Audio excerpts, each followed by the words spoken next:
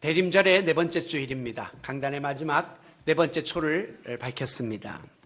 이제 닷새 후면 예수님이 이 땅에 오신 성탄절을 맞이하게 됩니다. 인류 역사상 수많은 사건들이 일어났었습니다.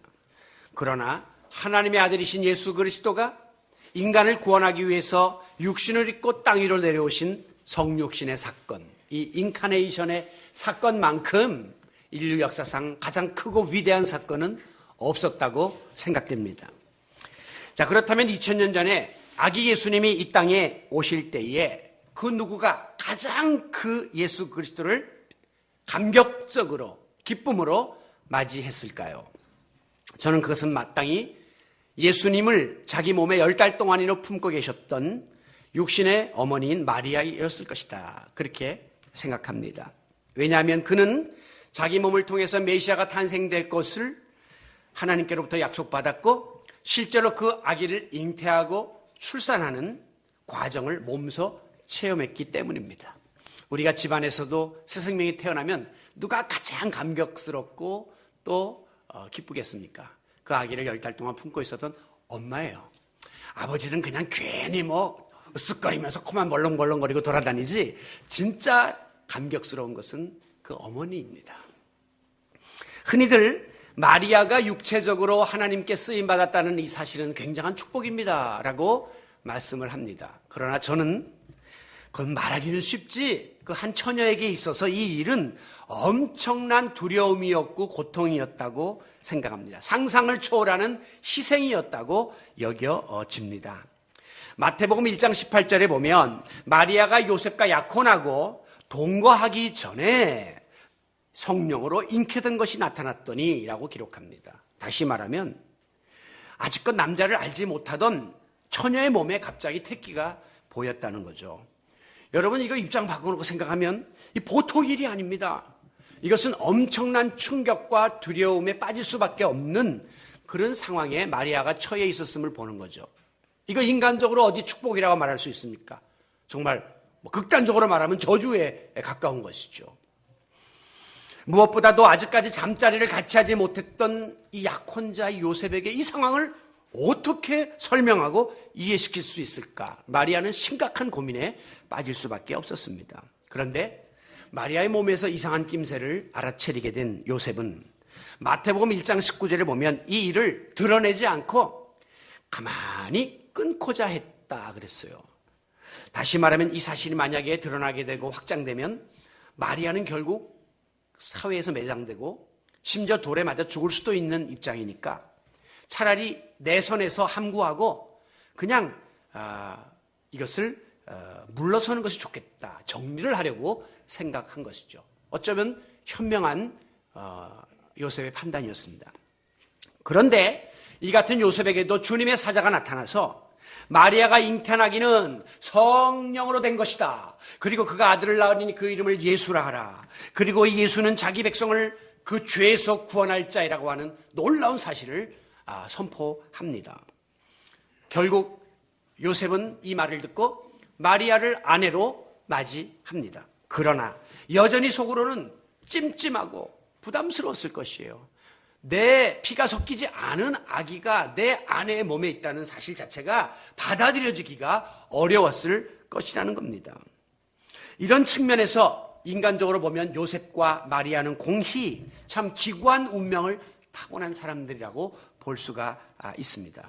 하지만 결과적으로 보면 수많은 사람 중에도 특별히 하나님께 쓰임을 받았던 선택된 축복의 주인공임을 우리가 알게 됩니다.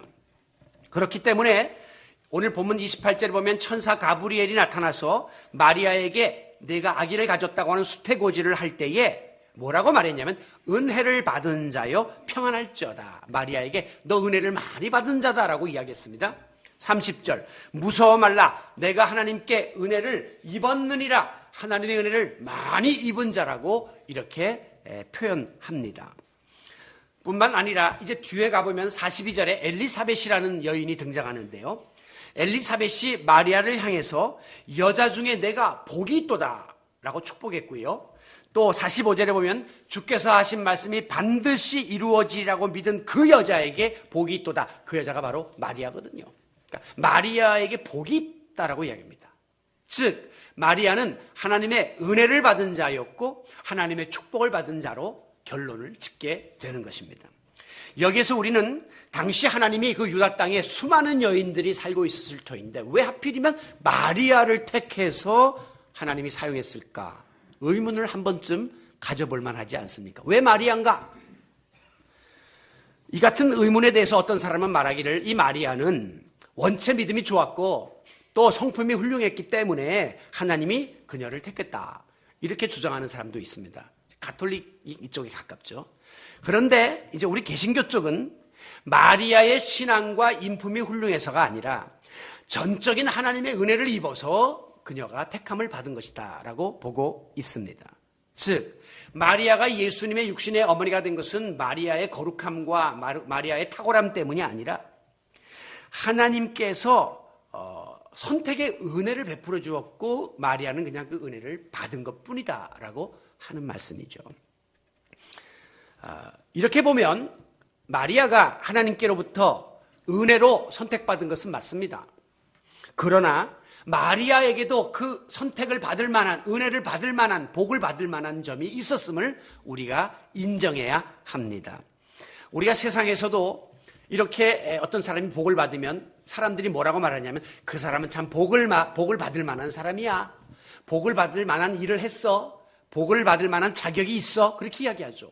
복이 아무에게 주어지는 것이 아니라 그 복을 받을 만한 그릇을 준비한 사람에게 주어지는 것입니다. 하나님의 은혜도 마리아가 전적인 하나님의 선택에 의해서 쓰임받기도 했으나 마리아에게도 정말 신앙적으로 인격적으로 그의 모든 삶에 있어서 정결하신 예수님을 품을 만한 자격이 있었기 때문에 마리아에게 그와 같은 특권이 주어졌다고 하는 것이죠. 그래서 성경은 마리아가 은혜를 받았다, 은혜를 입었다 그랬어요. 그것은 주는 분에게 받는 자세를 가졌기 때문에 마리아에게 은혜가 주어졌음을 보여주는 말씀입니다. 그러므로 오늘 우리도 하나님의 은혜를 받는 삶을 살기를 원한다면 물론 하나님의 주권적인 은혜는 위에서부터 임하지만 내 편에서도 은혜를 받을 만한 준비를 갖추고 자세를 갖추고 또한 자격을 갖추는 일이 필수입니다. 즉 위로부터 임하는 하나님의 은혜와 플러스 아래에서부터 은혜를 사모하고 받아들이기를 힘쓰는 자세가 결합될 때 거기서부터 은혜가 주어지는 것이죠. 아무쪼록 오늘 하나님의 은혜가 우리 가운데 임하는데 우리도 하나님의 은혜를 받고자 사모하고 준비함으로 하나님의 은혜 받은 자의 삶을 살아가는 우리 모든 성도 여러분들이 되시기를 바랍니다. 자, 그렇다면 이 마리아는 천사가 전하해 준 이 수태고지를 받은 후에 어떻게 도대체 반응했기에 메시아이신 예수 그리스도를 잉태하고 출산하는 축복의 도구로 쓰임을 받게 되었을까? 오늘 마리아의 신앙적 자세를 우리가 살펴보면서 우리도 또한 주님께 쓰임받는 도구가 되어질 수 있기를 원합니다. 먼저 우리는 마리아에게서 겸손의 자세를 발견하게 됩니다. 28절 천사 가브리엘이 은혜를 받은 자여 평안할지어다 주님이 너와 함께한다 라고 축복하자 마리아가 29절에 뭐라고 반응하냐면 이런 인사를 받음이 어찌함인가? 어이구 내가 하나님의 은혜를 받았다고? 하나님이 나와 함께한다고? 내가 이런 말을 들을 수 있는 자인가? 라고 반문하는 깜짝 놀라면서 반문하는 장면이 나옵니다. 다시 말하면 이 같은 천사의 말은 나에게 너무 과분한 것입니다. 혹시 다른 사람 잘못 번지수 찾아간 것 아니십니까? 예? 라고 당혹스러워한 것이죠. 저에게는 이 말씀이 어울리질 않습니다. 굉장히 겸손한 마음의 자세를 갖추고 있었습니다. 만약에 그녀가 교만한 마음을 가지고 있었다면 드디어 올 것이 왔구나. 하나님이 내게 은혜를 베풀어 주시려고 하고 나와 함께 하신다고 하니 그래 내가 그럴 만한 행동을 했고 자격이 있어 라면서 우쭐대었을 것이에요. 여러분 교만 중에 가장 무서운 교만은 신앙적 영적 교만입니다. 마귀도 영적 교만으로 하나님께 도전했다가 타락해서 사탄이 된 거예요. 오늘 우리 가운데에 다른 애들보다 조금 신앙의 연륜이 깊거나 또 신앙의 자세가 조금 더 뛰어나거나 또 여러 가지 은사를 경험했다고 할 때에 꼭 찾아오는 것이 뭐냐면 영적인 우월감 교만입니다. 내가 이만하면 우리 교회에서 영적으로 괜찮은 자리에 있다라고 하는 생각을 하기 때문에 모든 사람이 다 밑에 내려다 보이기 시작하고 교회 질서를 어지럽게 하고 심지어 목회자에까지 도전하는 일들이 벌어지는데 그 일이 바로 영적 교만에서부터 비롯되는 것입니다. 여러분, 세계 최고의 석학들에게 주어지는 노벨상이 있습니다. 그런데 이제 재밌는 것은 이 노벨상은 스웨덴에 본부가 있어가지고 스웨덴에서 수상자를 발표하는데요. 스웨덴에서는 주로 낮 시간에 이제 수상자를 발표합니다. 그런데 매년 가장 많은 노벨상을 받는 나라는 바로 미국에 있는 학자들이 받거든요. 그러니까 미국에 있는 수상자에게 연락을 하는데 시차 때문에 미국은 그때가 아주 꼭두 새벽이에요. 그래서 많은 경우에 이제 노벨 평화상을 당신이 받았습니다 하는 전화가 그 스웨덴 시간으로 낮 시간에 발표되고 미국 시간으로 새벽에 걸려오면 잠결에 전화를 받기 때문에 사람들이 의아해 한다는 것입니다. 그리고 발신 번호도 모르는 번호가 뜨고 또 액센트도 스웨덴 이상한 외국인 억양의 영어가 들리고 그러니까 이거 새벽부터 누가 나한테 장난 전화하는가 봐. 그리고 이것을 끊는 경우가 생긴다고 하는 것입니다. 여러분, 그들은 이미 노벨상 후보의 이름이 다 올라간 사람들이에요. 어느 정도로 다 인정받은 실력을 검증받은 사람들임에도 불구하고 그들은 항상 마음속에 설마 내가 이 노벨상을 받겠나, 이 최고의 상을 내가 받을 수 있을까, 항상 나보다 더 훌륭한 학자들이 있고 훌륭한 이들이 있는데 라고 겸허한 마음을 지니고 있기 때문이라는 거예요.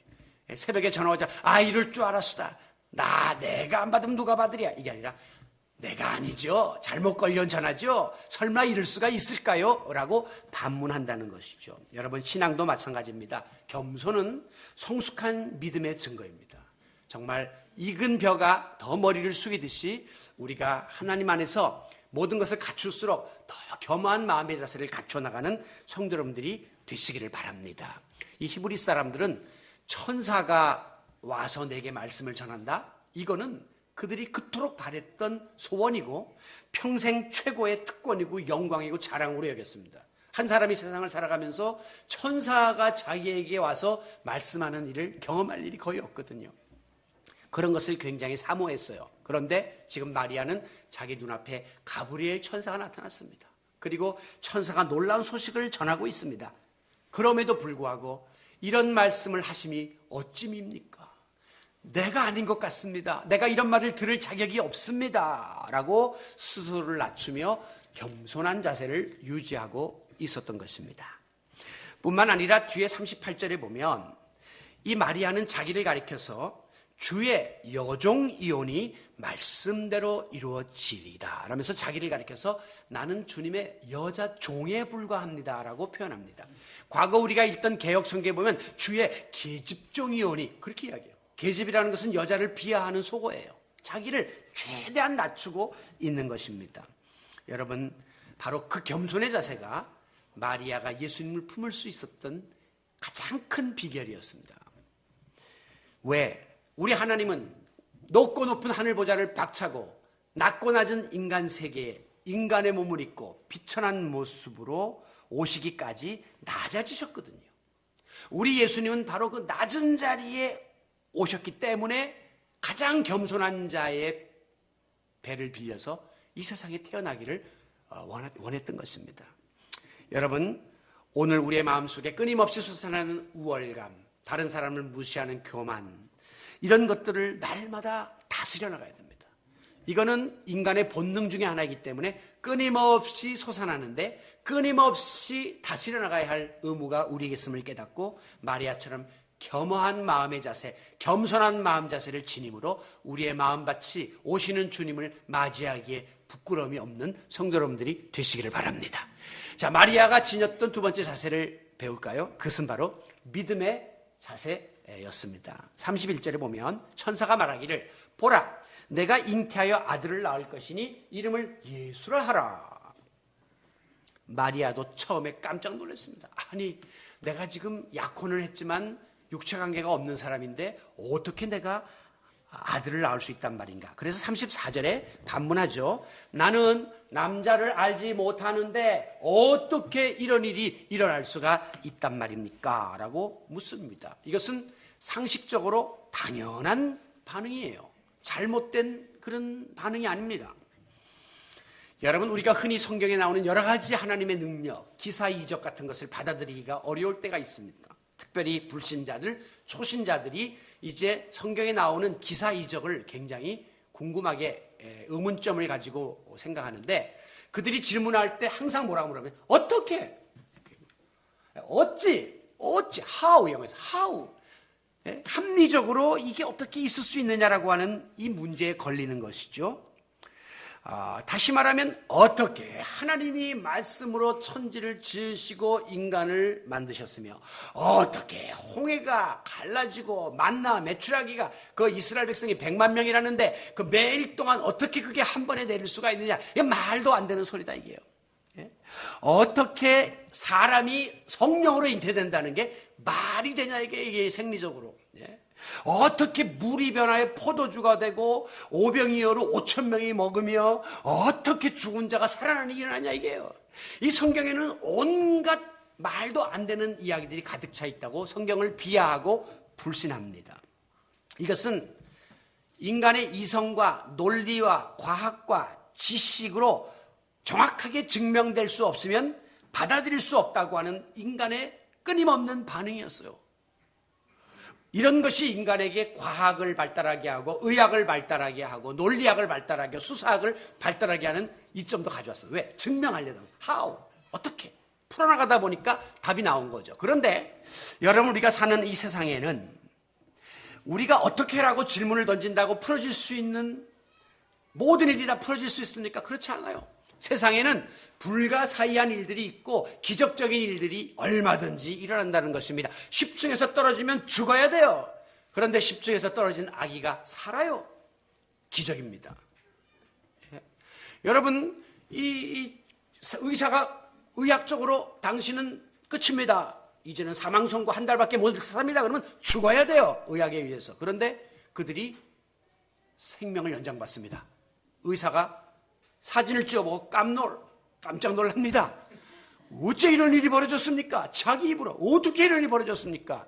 세상에는 의학이, 과학이, 물리학이 해결할 수 없는 그 초월적인 세계가 있다는 사실을 인정해야 되는 것입니다. 그렇기 때문에 하나님의 역사는 비과학적이고 비논리적이고 비이성적이다라고 비난하지 마십시오. 초과학적이고 초이성적이고 초논리적인 뛰어넘는 초월적인 하나님의 역사를 믿으시기 바랍니다. 이게 바로 믿음의 힘이에요. 그것을 믿는 자들이 오늘 모여서 예배드리는 거예요. 우리들이 그것을 믿기 때문에 믿음은 놀라운 역사를, 기적을 일으키게 될 줄로 믿습니다. 마리아도 상식적으로, 생리적으로 믿을 수 없는 천사의 수태고지에 대해서 처음에는 어찌 이런 일이, 어떻게 이런 일이 있을 수 있습니까? 라고 반문했습니다. 그러나 37절에 천사가 답하기를 대저 하나님의 모든 말씀은 능치 못함이 없느니라 라고 확신을 심어주자 마리아는 즉시 뭐라고 대답하냐면 말씀대로 내게 이루어지리이다. 아멘, 아멘. 말씀대로 될 줄로 믿습니다 라고 받아들이는 것을 보게 되죠. 불가능해 보이는 말씀이지만 믿음으로 인정하고 받아들였던 것, 이것이 마리아가 쓰임받은 이유입니다. 여러분, 하나님의 말씀일진데 남자를 알지 못하는 처녀의 몸이지만 성령의 능력으로 아들을 잉태한다 해도 아멘입니다. 믿은 거예요. 그 아기가 오래전부터 예언된 메시아라 해도 아멘입니다. 그리고 그 아기가 이 비천한 내 몸을 통해서 탄생하게 된다고 하는 이 믿을 수 없는 일조차도 아멘입니다. 다 받아들인 거예요. 그것이 바로 마리아가 하나님께 쓰임받을 만한 자격을 갖췄음을 보여주는 겁니다. 만약에 믿음이 적은 사람에게 이 같은 일이 임했다면 나는 절대 못해요. 나는 아무리 하나님의 말씀이라도 인정 못해요 라고 거부했다면 쓰임받을 수가 없었을 것이에요. 오늘도 우리는 이런 믿음을 가지고 나가야 합니다. 우리 앞에 온갖 불가능해 보이는 일들이 있지만 아멘으로 믿음으로 나가면 이 모든 일들이 이루어지는 역사들을 경험하게 될 것입니다. 인간적으로는 황당한 이야기예요. 말도 안 되는 소리예요. 게다가 이 말이 사실이라 해도 마리아는 너무너무 충격적이고 두려웠을 것입니다. 왜? 그 당시에 이스라엘 사람들의 관습상 약혼하고 결혼하는 나이는 13세에서 15세예요. 그러면 굉장히 애띤 어린 소녀에 불과한데 이렇게 지금 몸에 이상이 생기고 이것은 앞으로 그녀에게 치명적인 결과를 가져다 줄 것이라는 것을 잘 알고 있었습니다. 왜? 그 당시에는 결혼하지 않은 처녀가 아기를 갖게 되면 그것은 불륜이라고 생각하고 그 다음에 돌에 맞아 죽게끔 형벌을 가하는 것이 보편화되어 있었기 때문이에요. 아무리 믿음이 좋아도 현실적으로 받아들일 수 없는 일을 어떻게 받아들이냔 말이죠. 그런데 마리아는 이 모든 사실을 알았습니다. 자기에게 일어나는 일이 어떤 것인지, 앞으로 되어질 일이 어떤 일인지, 혹시 이것 때문에 내가 죽을 수도 있다는 사실까지도 알고 있었습니다. 그러나 모든 것을 전능하신 하나님의 손에 내어 맡기는 위대한 믿음을 지니고 있었습니다. 저는 마리아의 믿음을 위대한 믿음이라고 감히 이야기합니다. 여러분, 이보다 더 놀라운 믿음을 어찌 가질 수가 있겠습니까? 그런데요, 위대한 믿음의 자세는 위대한 믿음의 역사를 불러옵니다. 마리아가 만약에 자기가 처해 있는 상황 다 계산하고 따지고 인간적으로 이성적으로 다 계산해가지고 만약에 이 문제를 풀려고 했으면 절대 메시아 탄생의 도구로 쓰임받을 수가 없었을 것이기 때문입니다. 성도 여러분, 지금 우리가 처해 있는 상황이 굉장히 어렵습니다. 개인적으로, 가정적으로, 특히 경제적인 또 국가적인 여러 가지 문제들이 우리 앞에 놓여 있습니다. 사람 생각에는 도저히 길이 안 보여요. 인간적인 방법으로는 해결할 재간이 없어요. 이걸 어떻게 해야 되나라고 정말 막다른 골목에서 고민하는 분들이 계십니까? 바로 그때가 여러분의 믿음이 빛을 발해야 될 때임을 믿으시기 바랍니다. 많은 사람들이 어렵다고 교회를 안 나와요. 신앙생활 잘하다가 어려운 문제가 생기면 나가 자빠져요. 저는 이해할 수가 없어요. 지금 그때가 여러분이 갈고 닦은 믿음을 써먹을 때예요. 이제 믿음이 빛을 발할 때인데 왜 그때 믿음을 뒤로다가 갖다 숨기고 주저앉습니까? 오늘도 믿는 자에게는 능치 못할 일이 없다고 하신 주님의 말씀을 붙잡고 우리 하나님께 다 맡기고 나아감으로 마리아처럼 하나님께 귀 쓰임받는 우리 성도 여러분들이 되시기를 바랍니다. 마리아에게서 배울 수 있는 자세는 세 번째, 순종과 헌신이었습니다. 순종은 우리가 방금 살펴본 믿음과 밀접한 관계가 있습니다. 보세요. 믿음이 겉으로 행위로 나타나는 증거가 순종이에요. 내가 믿기 때문에 그 믿음의 근거에서 그 일을 순종하는 겁니다. 그래서 순종을 하면 순종의 결과로 우리에게 맺혀지는 열매가 헌신입니다. 그러니까 믿음과 순종과 헌신은 이게 삼각관계예요. 믿음이 없는 사람 순종 못해요. 순종 안 하는 사람이 헌신 못해요. 헌신하려면 믿음이 있어야 돼요. 믿음 있는 사람은 헌신을 할 수가 있어요. 이 세 가지는 순차적으로 우리에게 주어지는 뗄래야 뗄 수 없는 불가분리의 관계입니다. 결국 하나님을 향한 전적인 믿음을 마리아가 지녔더니 마리아는 하나님께 자기를 마음껏 사용할 수 있도록 하나님 말씀에 순종을 하고 자기를 내어드리는 헌신의 자리까지 나아갈 수 있게 된 것입니다. 34절에서 마리아가 처녀의 몸으로 어떻게 아이를 잉태할 수 있습니까? 라고 반문하자 천사의 대답이 기가 막힙니다. 35절, 성령이 내게 임하고 지극히 높으신 이의 능력이 너를 덮으리니 이 일이 이루어질 것이다 라고 했습니다. 여러분, 여기 덮는다고 하는 이 말의 뜻은 여러분이 구약시대에 성전에서 하나님께 제사를 드릴 때 하나님이 그 성전의 성막에 임재하시는 경우가 있습니다. 그때 보면 구름이 가득히 성전을 덮어버려요. 그냥 성전에 모인 모든 사람들을 다 그냥 감싸버려요. 바로 그 말씀이에요. 하나님의 위대한 능력이 마리아의 온 몸을 싹 덮어버리면 이런 성령으로 잉태되는 일들이 가능하다는 것이죠. 네가 불가능하고 생각하는 일들이 얼마든지 이루어질 수 있다고 말씀하고 있습니다. 오늘 이 시간에 하나님의 크신 능력이 성령의 역사가 여러분들을 감싸고 여러분들의 모든 형편을 다 덮어버림으로 모든 문제가 해결되는 역사를 경험하시기를 바랍니다. 믿음의 위대한 힘입니다. 마리아는 이걸 믿었어요. 그래서 하나님께 자기 자신을 도구로 내어드리는 헌신의 자리까지 나갈 수 있게 되었습니다. 그 결과 어떤 일이 벌어졌습니까? 마리아는 이스라엘에서 선지자가 끊어진 지 수백 년이 흐른 암흑시대, 즉 말라기까지 선지자가 구약시대 끝난 다음에 선지자 예언자가 없었어요. 이스라엘의 흑암의 시대예요. 그런데 바로 마리아의 몸을 통해서 하나님의 진노를 그치고 하나님이 긍휼과 자비를 베푸신다고 하는 희망의 메시지를 전했던 예수 그리스도가 탄생하는 역사의 전환점을 가져오게 된 것입니다. 예수의 탄생을 기점으로 BC AD가 갈려지는 거예요. 역사가 달라진 것이죠. 위대한 사명을 감당하게 된 것입니다. 오늘도 부족하지만 내 몸, 내 마음, 내가 가지고 있는 모든 영혼을 주님께 전부 드려서 순종하고 헌신하고자 다짐함으로 주님 말씀하옵소서 하나님의 음성을 듣고 순종하겠습니다. 주님 제가 무엇을 해야 될까요? 하나님이 말씀하시는 대로 그 일에 헌신하겠습니다 라고 다시 한번 우리의 신앙적 자세를 다지는 그런 사순절의 네 번째 주일이 되시기를 바랍니다. 자, 마지막 우리가 배워야 될 마리아의 자세는 오늘 본문을 뛰어넘습니다. 뒤에 이제 나오는데 천사가 마리아를 떠난 다음에 이제 아까 우리가 살펴본 36절에 보면 내 친척 엘리사벳도 늙어서 아기를 뵐 수 없었으나 지금 임신한 지 6달이 되었는데 하나님의 능력으로 된 것이다. 그러니 내가 처녀이지만 아기를 갖는 것 또한 불가능한 일이 아니다 라고 말씀했죠. 노인 할머니가 아기를 가졌는데 처녀가 아기를 갖는 일 마찬가지로 가능하다는 것을 입증해 준 거예요. 그러자 이제 이 마리아가 엘리사벳을 만나러 갑니다. 가서 문안을 하는데 엘리사벳의 복중에 있는 6개월 된 아기가 뛰어놀았다. 성경에 보면 복중의 아기가 뛰어놀았다. 다시 말하면 마리아의 태중에 있었던 예수님께 바로 엘리사벳의 태중에 있던 이는 세례 요한이었거든요. 예수님을 6개월 전에 와서 예비했던 세례 요한이 알아본 거예요. 뱃속에 아기들끼리 경배하는 일이 벌어지게 된 것입니다.